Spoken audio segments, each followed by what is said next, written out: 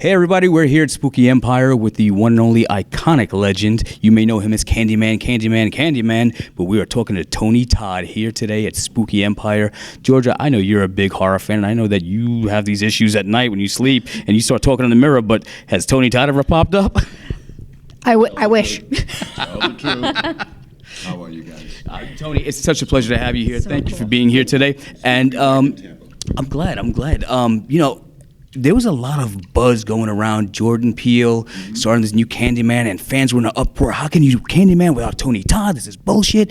And then we heard that Tony Todd, you're actually in the film, but I know you can't spill. I know you can't talk about it a lot. Why would you ask me something I cannot reveal? We just want to know, what was the experience like working with Jordan Peele, who's rising up as an African-American filmmaker and producer, and what he's done with things like The Twilight Zone, things with Get Out, and now you got a taste of what that new revolution is becoming in Hollywood. What was it like working with Jordan? You know, Jordan is a force to be reckoned with. His success record has been phenomenal. So whenever somebody like that is offered the opportunity to revisit something like Candyman, it's a miracle. He's a big fan. Before I even got involved, both he and his production partner and the director wrote me these lovely letters, handwritten, explaining why the legacy and the character was so important to them, and why it's not only just about me, but important to disenfranchised classes the world over, because Candyman represents the repressed and the downtrodden. Why do you think this long on Candyman is still so popular? I can't answer you. I know that a large part of the popularity is so many people saw it when they were too young. Okay, so it used to bother me. People would come up and say, "Oh, I saw it. You scared me when I was a child," because it was a thinking man's film. And I think as they grow up, they go back and they see the complexities within it. And director Bernard Rose told me that anybody that saw the film when they were young will remember it forever. So, I'm blessed. I came from, poor background, and I've gotten over 220 films under my credits, 10 video games, a lot of voiceovers, and, God is good. You just keep the spirit alive, and you live right, and you don't harm other people, and you use the gift you've been given accordingly. Okay. And when you say don't harm other people, I mean obviously you want to do that on film, not in real life. Well, so you know what I mean. Sometimes don't let it go to your head. There's so many people that they get a taste of fame and they get it twisted and leave it. I stay true to my roots. I return to my hometown of Hartford, Connecticut, constantly. I do gang intervention stuff. I do, what this position has allowed me a chance to be able to counsel other people, or just to help them, or to inspire them, to tell them a little bit about my background, and they see, well, if I can do it, you can do it too. If you find your dream, you seize it, you train for it, you be prepared for it when the opportunity strikes. One of my favorite roles that you were in, outside of Candyman, of course, was the reboot or the remake of Night of the Living Dead, Tom Savini directed film. When George Romero made that film back in the 60s, he had a social commentary, and there was a message.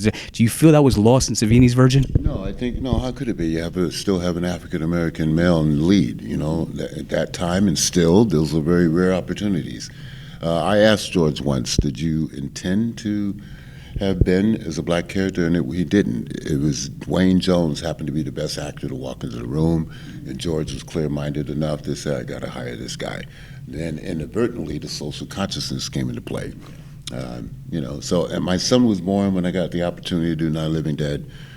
I chose that because, he's a hero, and the film is dedicated to him and my daughter. I'm just because when I was 11, I was terrified of the Candyman. I was terrified of the bees, the situation, Cabrini Green. Oh my God! And I could never I was afraid to say Candyman 3 times in the mirror. Yeah, it's 5 times actually. So 5 times. Well, I was afraid to say more than 3 times. Okay, you're safe. What's it like coming to the conventions here, seeing the fans who have followed you for so long, and then realizing the iconic image that you are, not only as a character, but as a human being, and seeing the action figures, the T-shirts, and everything that's going to keep you going on? Merchandising, and when they roll out this new one, which comes out on June 12th, 2020, there's going to be even more merchandising. We finally get our Funko official pop. We get a Netco figure that's coming out, and a whole bunch of other secret surprises and Easter eggs. So Jordan intends for the film to open at 100 million, so we'll see what happens. And it's going to be a huge push. You'll see us all on the publicity trail, and I'll probably be stepping away from cons at that moment. Yes. And yeah, I love the cons. Cons are great. You get to meet, as you said, you meet the fans, you interact. But my primary job is an actor, so I just want to do that and keep giving people gifts. Yeah, it's good to do it now before you get like swamped and busy. It's good to meet everybody. And I just moved, got a new place in Marina Del Rey, and go home to my cats and see what kind of mess they made. You have cats? What kind of cats do you have? I have rescues. We had 3 at one point. We lost our oldest, Cat Daddy Nico, at 17. Nico, did you say your cat's name was? Cat Daddy Nico. Cat Daddy Nico. There you go. All right, there he is, reincarnated in the flesh, cameraman. And we do a lot of charity work and stuff, feeding the homeless in L.A., which is a tremendous problem.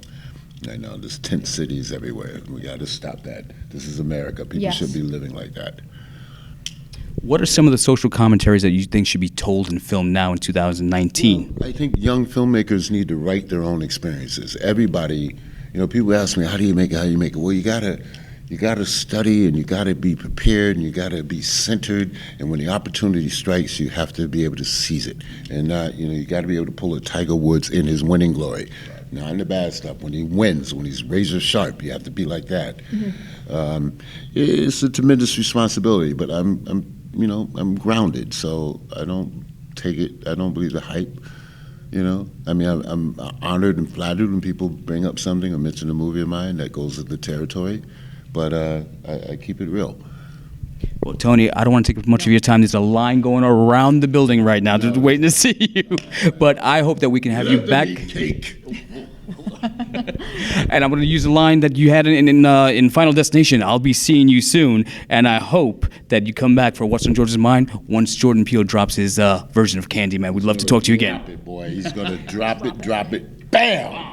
Like those elbows, G. Like the elbows will be dropped. Uppo. Ladies and gentlemen, that's Tony Todd. Thank you for your time, my man. Appreciate it. Thank you. Thank you. Okay.